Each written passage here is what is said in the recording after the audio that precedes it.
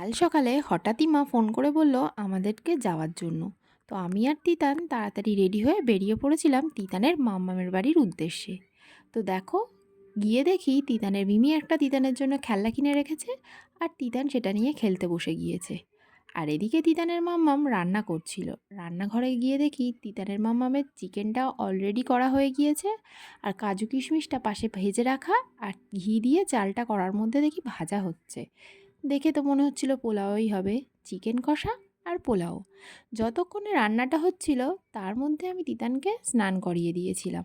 আর তিতান স্নান করে উঠে একটু কাজু কিশমিশ খেয়ে নিচ্ছিল, আর একটু খেলা করে নিচ্ছিল।